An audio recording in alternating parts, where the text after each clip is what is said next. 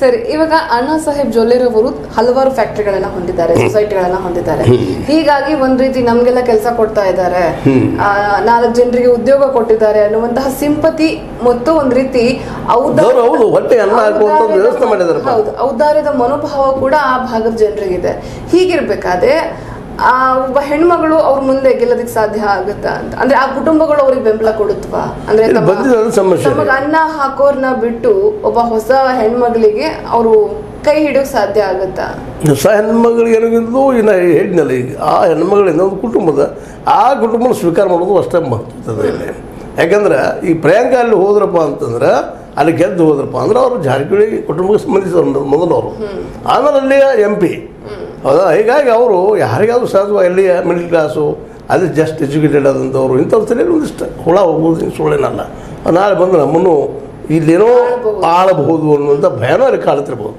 ಇದು ಇದಾಗ್ತದೆ. ಮತ್ತು ನೀವು ಹೇಳ್ದಂಗೆ ಇಲ್ಲಿ ಏನಪ್ಪ ಅಂದ್ರೆ ಅವರಲ್ಲಿ ಸಾಕಷ್ಟು ಕೆಲಸ ಮಾಡಿದ್ದಾರೆ, ಜನರ ಸಂಪರ್ಕದಾಗಿದ್ದಾರೆ, ಉದ್ಯೋಗ ಕೊಡುವಂಥವ್ರು ಇದ್ದಾರೆ. ಕೆಲವೊಂದು ಫ್ಯಾಕ್ಟ್ರಿಗಳಿಂದ ಉಪಕೃತರಾದವರು ಸಾಕಷ್ಟು ಇದ್ದಾರೆ. ಇವ್ರು ಹೆಂಗೆ ಕೆಲವೊಂದು ಇಲ್ಲಿ ಫ್ಯಾಕ್ಟ್ರಿ ಶೋರ್ ಫ್ಯಾಕ್ಟ್ರಿ ಅವೆಲ್ಲ ಮಾಡ್ಕೊಂಡು ಕೆಲವೊಂದು ಜನಕ್ಕೆ ಉಪಯೋಗ ಮಾಡಿದ್ದಾರೆ.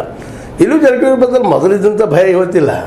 ಇವತ್ತು ಎಷ್ಟೋ ಜನ ಇಲ್ಲಪ್ಪ ನಮ್ಗೆ ಏನೋ ಮಾಡಿ ನಮಗೆ ಒಂದಿಷ್ಟು ಅನ್ನ ಹಾಕ್ತಿರೋ ಅನ್ನೋಂಥ ಜನನೂ ಇಲ್ಲೂ ಇದ್ದಾರೆ, ನೋಡ್ತಾರೆ. ಹಾಗೆ ಅಲ್ಲೂ ಅವ್ರು ಬದಲಾಗಿದ್ದಾರೆ. ಇನ್ನು ಅಲ್ಲಿ ಹೋಗಿ ಇವರು ಎಷ್ಟು ಮಟ್ಟಿಗೆ ಅಂದರೆ ಯಶಸ್ವಿ ಆಗ್ತಾರೆ. ಯಾಕೆಂದ್ರೆ ನಮ್ಗೆ ಭಾಳ ಸಂಸ್ಥೆ ಕಾಡೋದೇನಪ್ಪ ಅಂದ್ರೆ, ಒಬ್ಬಲ್ಲಿ ಕೆಲಸಗಾರಗ ಜನರಿಗೆ ಹೋಗಿ ವರ್ಕ್ ಮಾಡುವಂಥ ಒಬ್ಬ ನಮ್ಮ ಪ್ರಕಾಶ್ ಹುಕ್ಕೇರಿ ಅವ್ರಿಗೆ ಅಲ್ಲಿ ಜನ ಲಾಸ್ಟ್ ಟೈಮ್ ಓಟ್ ಕೊಡಲಿಲ್ಲ. ಇರ್ಬೋದು ಕಾರಣೇನೋ, ಮೋದಿ ಗಾಳಿ ಇರ್ಬೋದು. ಮತ್ತು ನಾವು ವಾದ ಮಾಡ್ತೀವಿ ವಾದಕ್ಕಾಗಿ, ಆದರೆ ಆ್ಯಕ್ಚುಲಿ ಏನಿರ್ತದೆ ಅಲ್ಲಿ ಪರಿಸ್ಥಿತಿ ಅವ್ರಿಗೆ ಗೊತ್ತದ. ಅದಕ್ಕೆ ಅಂಥ ಒಬ್ಬ ಜನನಾಯಕರು ನಾವು ಬೇರೆ ಆಗಿದ್ರೆ ಇಲ್ಲ ಬಿಡಪ್ಪ ಅಂತಿದ್ವಿ. ಅವ್ರು ನಿಜವಾಗಿ ಜನನಾಯಕರಿದ್ದಾರೆ. ಅವರು ತಮ್ಮ ಕ್ಷೇತ್ರದಲ್ಲಂತೂ MLA ಕ್ಷೇತ್ರದಲ್ಲಿ ಅವ್ರು ಸೋತಿದ್ದೇ ಇಲ್ಲಂತೂ ಅಡ್ಡಿ ಇಲ್ಲ ಅಂಥ ವ್ಯಕ್ತಿ. ಮತ್ತು ಚಿಕ್ಕೋಡಿಯಲ್ಲಿ ಎಲ್ಲರಿಗೂ ಪರಿಚಿತರವರು, ಯಾವ ಕೆಲಸ ಆದರೂ ಮಾಡಿಕೊಡುವಂಥವ್ರು. ಅದಕ್ಕೆ ಅವರು ಅಲ್ಲಿ ಸೋತಿದ್ದಕ್ಕಾಗಿ ಈ ಸಲ ಅಂಥವ್ರು ಗೆದ್ದಂಥವ್ರು ಇವರು ಪ್ರಿಯಾಂಕಾ ಅವರು ಅದನ್ನು ಹೇಗೆ ಎದುರಿಸ್ತಾರೆ, ಅದಕ್ಕಾಗಿ ಏನು ಸ್ಟ್ರಾಟಜಿ ಮಾಡಿದ್ದಾರೆ. ಕೇವಲ ಈ ಒಂದು ಗ್ಯಾರಂಟಿ ಒಂದು ಇಟ್ಕೊಂಡಿದ್ದಾರೆ, ಅದನ್ನು ಬಿಟ್ಟು ಮತ್ತೇನಾದರೂ ಮಾಡ್ತಾಯಿದ್ದಾರೆ. ಅಥವಾ ಅಲ್ಲಾದರೂ ಏನಾದರೂ ಶುಗರ್ ಫ್ಯಾಕ್ಟ್ರಿಗಳಾಗಲಿ ಮತ್ತೇನೋ ಆಗಲಿ ಆಶ್ವಾಸನೆ ಕೊಟ್ಟು ಜನರಿಗೆ ವಿಶ್ವಾಸ ಮೂಡಿಸುವಂಥ ಕೆಲಸ ಮಾಡ್ತಾಯಿದ್ದಾರೆ. ಅಥವಾ ಆ ಭಾಗದ ಜನರು ಇಂಥ ಕೆಲಸ ಮಾಡಿ ಕೊಡ್ತಾರೆ ಅಂತ ಹೇಳ್ತಾ ಇದ್ದಾರೆ. ಅದು ಇಲ್ಲಿವರೆಗೆ ಸ್ಪಷ್ಟವಾಗಿ ನಮ್ಗೆ ಗೊತ್ತಾಗಿಲ್ಲ. ಯಾಕಂದರೆ ಈಗೇನು ಕೇಳಿದ್ರು ನಾವು ಇಲ್ಲ ಗ್ಯಾರಂಟಿ ಮಾಡ್ತಾರೆ ಹಾಗೆ ಹೀಗೆ ಇಂಥ ಸುದ್ದಿಗಳು ಕೇಳ್ತಾ ಇದ್ವಿ. ಬಡವರ ಪರ ಕಾಂಗ್ರೆಸ್ಸು ಹಾಗೆ ಹೇಳೋದು ನಾವು ಜನರೆಲ್ಲ ಕೇಳ್ತಾ ಇದ್ವಿ. ಆದರೆ ವೈಯಕ್ತಿಕವಾಗಿ ಇವ್ರು ಏನು ಮಾಡೋರಿದ್ದಾರೆ ಜನಪರವಾಗಿ? ಹೌದು, ಹಿಂದುಳಿದವರು ಅದಾರ, ಹಿಂದೆ ಸಂಘಟನೆ ಹುಟ್ಟಾಕಿದವರು ಅದಾರ, ಮತ್ತು ಅದೇ ಕಾಲಕ್ಕೆ ವೈಚಾರಿಕವಾಗಿದ್ದಾರೆ. ದಲಿತರಲ್ಲೇ ಮತ್ತು ಹಿಂದುಳಿದವರಲ್ಲೇ, ಅತಿ ಹಿಂದುಳಿದವರಲ್ಲೇ, ಮುಸ್ಲಿಮರಲ್ಲೇ ವಿಶ್ವಾಸ ಮೂಡಿಸುವಂಥವ್ರು ಅದಾರ. ಸ್ವತಃ ಕಾಂಗ್ರೆಸ್ಸು ಆ ಜನರಲ್ಲಿ ವಿಶ್ವಾಸ ಮೂಡಿಸುವಂಥದ್ದು ಆ ಭಾಗದಲ್ಲಿ ಆ ಜನ ಹೆಚ್ಚು ಇದ್ದಾರೆ. ಇಷ್ಟೆಲ್ಲ ಇದ್ದು ಜೊಲ್ಲೆ ಅವರಾದ್ರೂ ಸಹಿತ ಅವರು ಕೇವಲ ಅಲ್ಲೇ ಒಬ್ಬ ಹಿಂದುತ್ವವಾದಿ ಅಂತ ಆಯ್ಕೆ ಆಗಿಲ್ಲ. ಇದು ನಾವು ಭಾಳ ನೆನಪಿಡಬೇಕಾಗಿದ್ದಿಲ್ಲ. ಜೊಲ್ಲೆಯವ್ರ ಬಗ್ಗೆ ನಾವು ಏನೋ ವಿಶ್ಲೇಷಣೆ ಮಾಡುವಂಥ ಎಷ್ಟೆಲ್ಲ ವಿಶ್ಲೇಷಣೆ ಮಾಡಬೇಕು.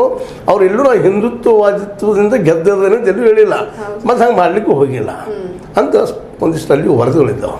ಈ ಎಲ್ಲ ನೆಲೆಯಲ್ಲಿ ಒಂದಿಷ್ಟು ಸತೀಶ್ ಅವ್ರಿಗೆ ಒಂದು ಸ್ವಲ್ಪ ಇದು ಹೆವಿ ಆಗ್ತದೆ.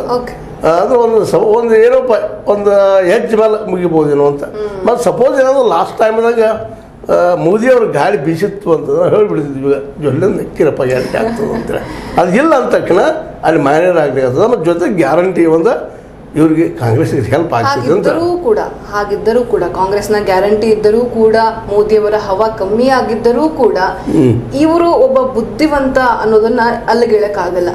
ಅಣ್ಣಾ ಸಾಹೇಬ್ರವರು ಅವರು ವ್ಯವಹಾರಕ್ಕಿದ್ದಾರೆ, ವ್ಯಾಪಾರಸ್ಥರು ಯಾವಾಗಲೂ ನೋಡ್ರಿ ಒಬ್ಬ ವೈಚಾರಿಕ ಇದ್ದಿದ್ದು ಬೇರೆ,